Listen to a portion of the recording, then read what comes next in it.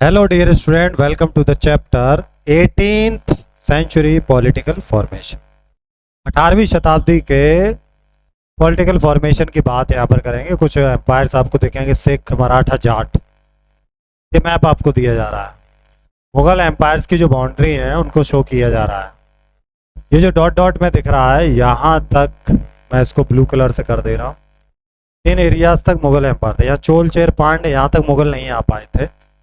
इधर आप देखेंगे ब्रिटिश एरिया आपको दिखेगा। ये जितना ये डैश डैश है ये सब ब्रिटिश ने कॉन्कर्ड कर लिया। ये बंगाल है, ये इधर उड़ीसा है,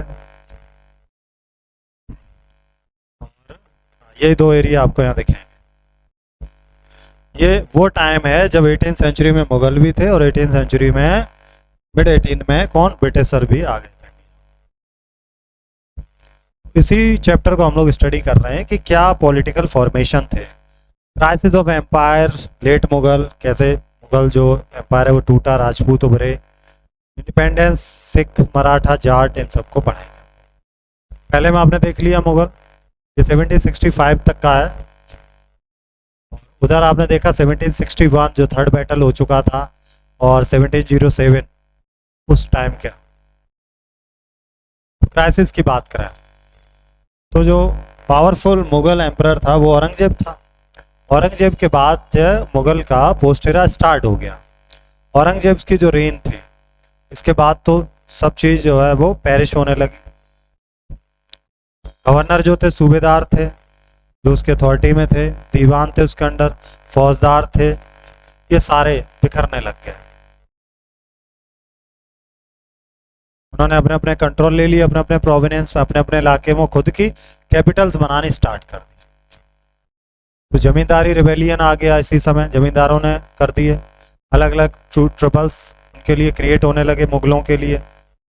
ये औरंगजेब के टाइम ये स्टार्ट हो चुका था, जो मुगल एम्परर है।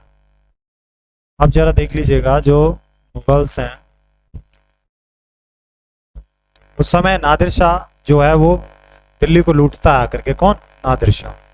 1739 में नादिर शाह दिल्ली पर अटैक करता है, बहुत सारी वेल्थ को सीज कर लेता है।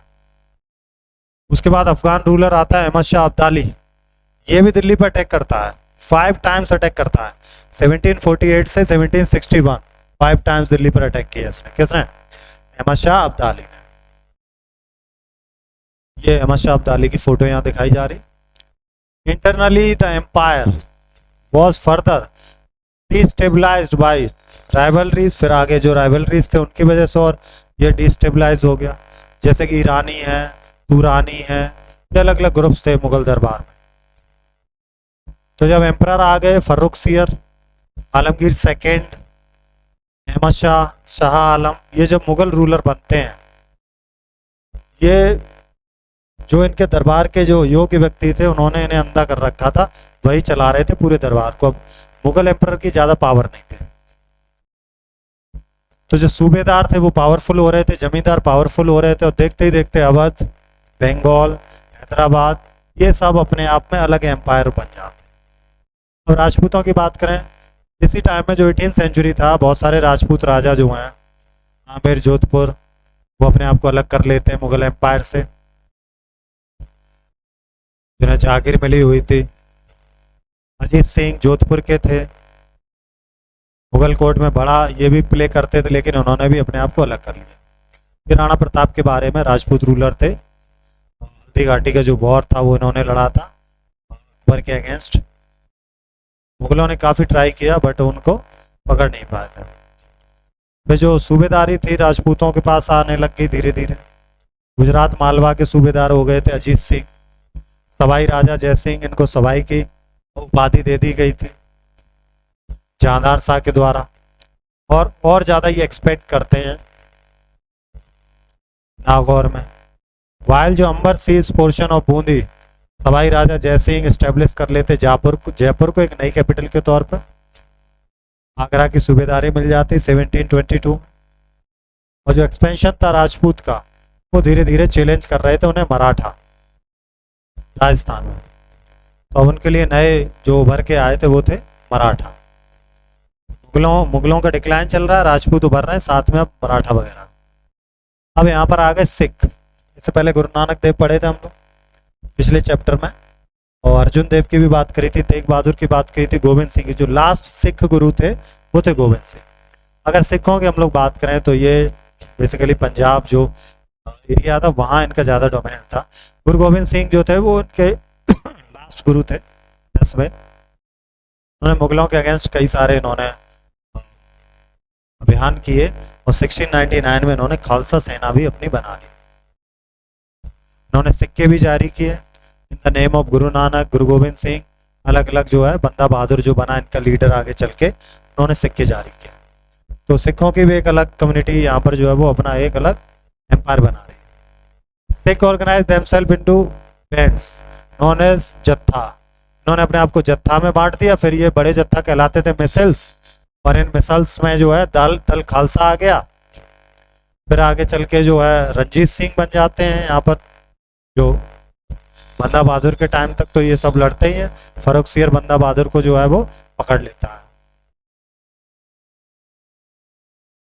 फिर महाराजा रणजीत सिंह आते हैं, ये यूनिफाई करते हैं, फिर सिख साम्राज्य बनता है।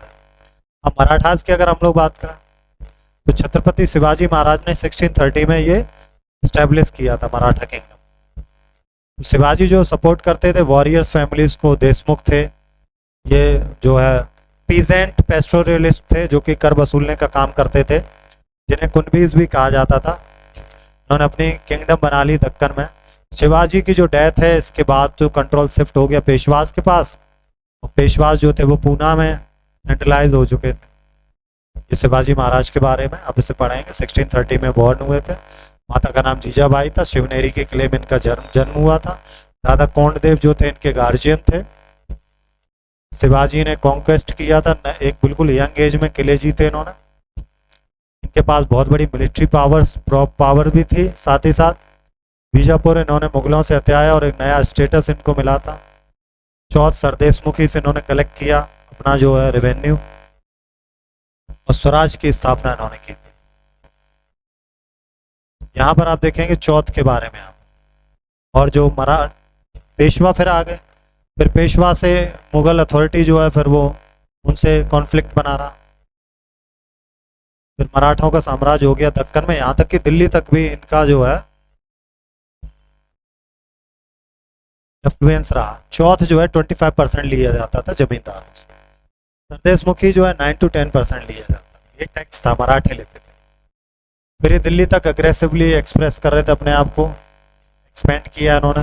राजस्थान, पंजाब, बंगाल, उड़ीसा, कर्नाटक, ये सारे इलाके इनकी टेरिटरी में आने लगे। लेकिन एक वॉर होता है पानीपत का war, third war of Panipat 1761, जहाँ पे इन्हें हारना पड़ा।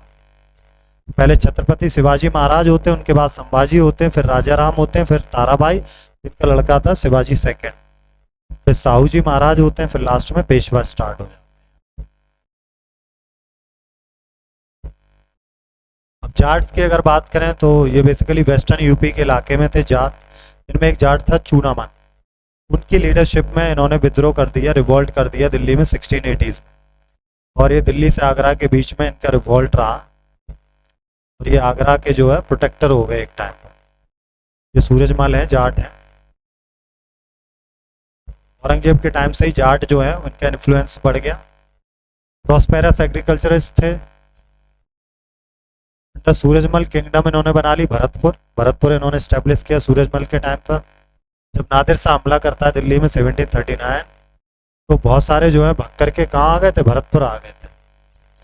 सूरजमल के सन हुए जवाहिर शाह।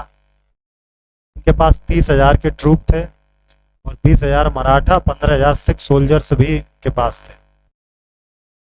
आर्किटेक्चरली अगर देखें, जो जाट थे उन्होंने cultural, political, statue, significant constructions भी बनाए, जैसे कि भरतपुर का किला। ये डींग का गार्डन प्लेस है, जल महल भी यहाँ पर बोलते हैं इसको। रॉयल ड्यूरिंग शाहजहां के टाइम पर, underscoring the Jats growing influence and cultural sophistication during this period of regional power consolidation। Shahjahan के टाइम पर ये सब चीजें तेजी से डेवलप भी हुई। अब हम लोग देखते हैं इसके question answer. Right, Nadir Shah InvIT किया था बंगाल, नहीं दिल्ली में किया था। ट्रू, ये फॉल्स हो गया। इंदौर के थे, ये गलत हो गया, फॉल्स हो गया। नादिर शाह ने दिल्ली में इन्वेट किया, ये बंगाल लिख रहे हैं तो ये फॉल्स है, ठीक है। सवाई राजा ये तो जयपुर के थे, ये भी फॉल्स। गुरु गोविंद सिंह 10th गुरु थे, true. Poona became the capital of Marathas 18th century. वैसे तो पेशवा थे, उन्होंने बनाया था पूना, ठीक है। बात है थर्ड बैटल ऑफ पानीपत 1760 में, third battle of Panipat. Nadir Shah was the ruler of, Nadir Shah कहाँ का था? ईरान का, ठीक है। सो अब हम पढ़ेंगे नेक्स्ट चैप्टर को। Thank you.